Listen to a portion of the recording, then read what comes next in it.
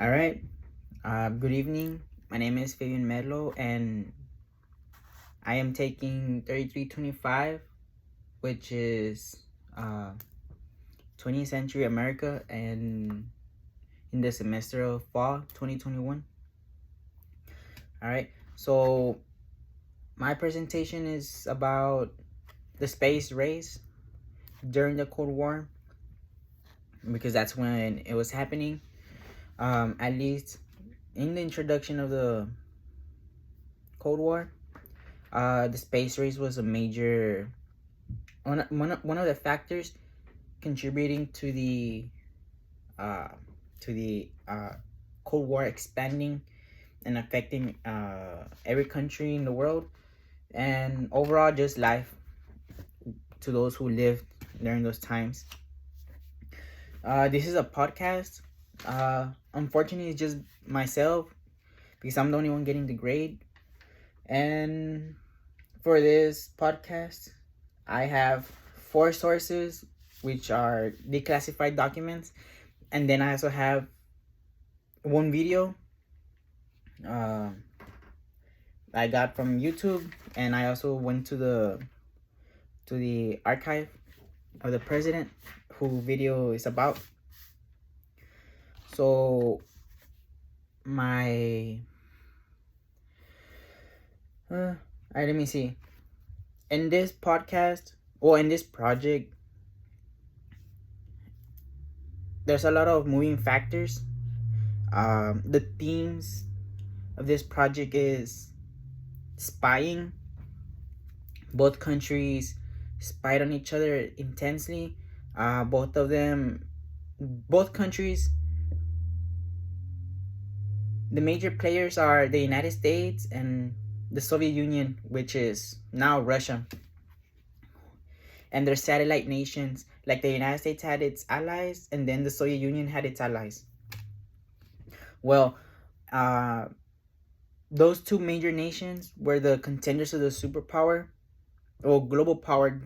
It could only be one of them, and the challenge was who had more advantage amongst both each other, um, who had more technology that could defeat the other person or the other country, um, like the technological progression and the advantages. Uh, Another thing that also was that another theme of this project is also like the advantage one had against the other. Another theme is public sentiment.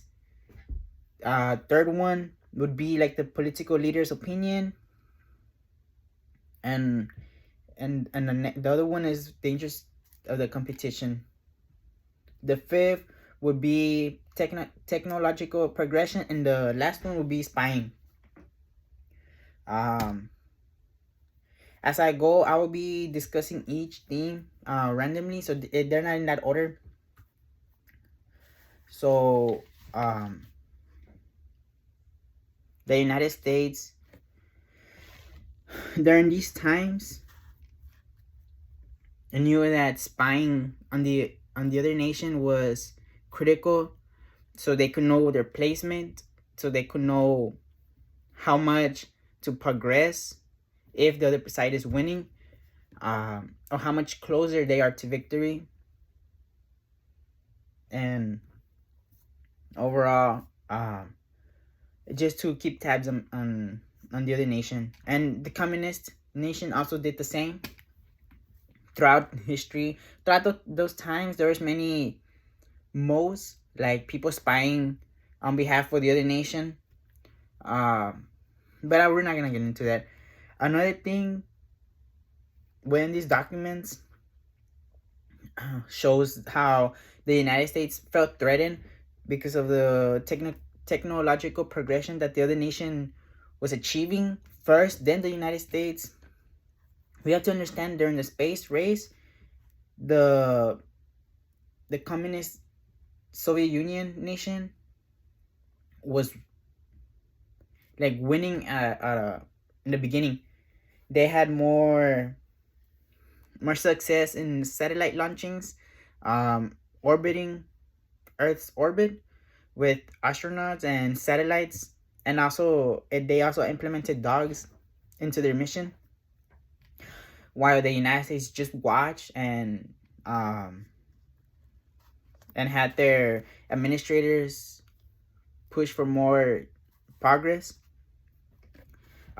These documents, the way I'm show present them, I got quotes from the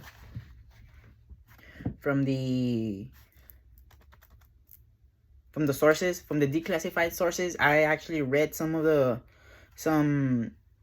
documents, and I got what's mostly important for this project. So the first one, it's about the discussion at the 339th meeting.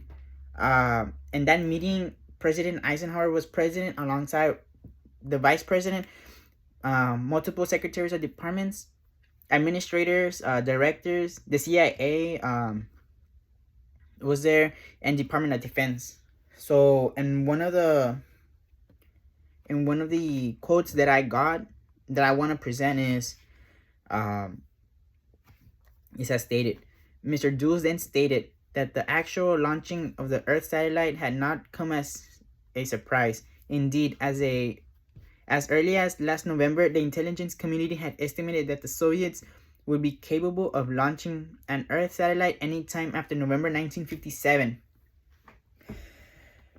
So that quote comes back to one of our themes of spying.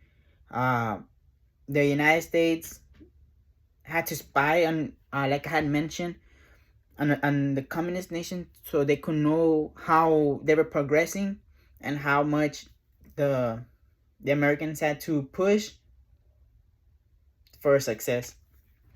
Another one I want to read out from the same source is, Mr. Dulles continued by pointing out that the Soviets had joined together their ICBM and Earth satellite programs, which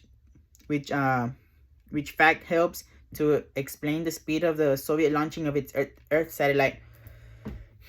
So the moon was obviously the intended target, but in that goal, they also wanted to implement their military strategies. Both nations were wary of each other, that by them launching an artificial satellite into orbit or into space or up to where the moon is, they could launch missiles from space to Earth without anyone knowing. And the United States was threatened because an ICBM, it's short for intercontinental ballistic missiles, and that's what the United States, a main reason why the United States was spying on them, because of the technological progression of the USSR. Another quote that I got that's interesting was, the launching of an Earth satellite was one of a trilogy of propaganda moves, the other two being the announcement of the successful testing of an ICBM and the recent test of a large-scale hydrogen bomb at Novaya Zemlya. So the Americans had tabs all over the world where the communists were testing, where the communists were progressing themselves. The United States wasn't going to hold back by just spying on them. They had to implement their strategies and pump more money into their programs. The next one I will be reading, it's from the source of Reaction to the Soviet Satellite. So this report came out a week after the first satellite launch of the USSR, and one of the important quotes that I got was, Soviet claims of scientific and technological superiority over the West, and especially the US, have won greatly widened acceptance. the United States did not want this to happen at all, and the USSR was accomplishing many goals, and many of the propaganda was now being accepted by many people around the world. So this escalated a little bit into the Cold War, which was not a really nice living at the time. Another skipping to the next one, I want to talk about the text of the address by the president. So the president at the time, Eisenhower, gave a speech, and one of the quotes that he gave out was, "Our defenses must be adequate not just today, but tomorrow and in all the years to come, until under the safety of these defenses we shall have secured a durable and just peace for all of the world." So the president of the United States is, of course, informed of everything that's happening, and this quote was this speech was in I believe in a school, and he was explaining to the students that their input in education was greatly needed for the national security of the country. Which that goes back to the theme of progression in education and technological progression. Another of the last of the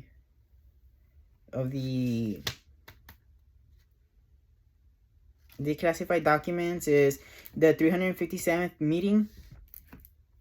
Now this talks more about space exploration and the objectives. At the conclusion of Dr. Purcell's remarks, the president inquired whether Dr. Purcell thought it would be a good idea if there could be more public education with respect to the matters in his report. So the president here,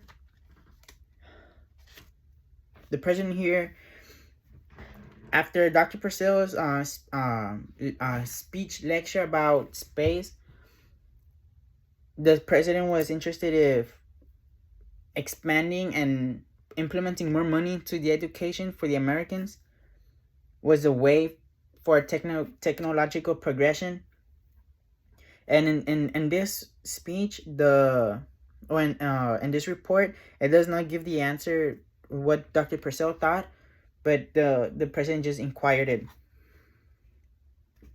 And right before that quote, Dr. Purcell also had mentioned that first, natural human curiosity about the nature of the universe. Second, military considerations. Third, U.S. precise vis-a-vis the Soviet Union and other countries. And fourth, scientific observation experiment. That was mostly about his that speech. The meeting where Dr. Purcell was lecturing, meeting with the administrators about why space exploration was important, and also another doctor with Dr. Purcell had mentioned that he indicated that IBCM vehicles will become available for space exploration, and this, of course, was lecturing like the president and secretaries and administrators and directors, and what was happening with the space race. Of course, when the president needed not only his personnel, but he needed doctors and those in this field to understand the grasp of what's actually happening and mentoring them in their decisions. And of course, this helped the president at the time to watch out over the communist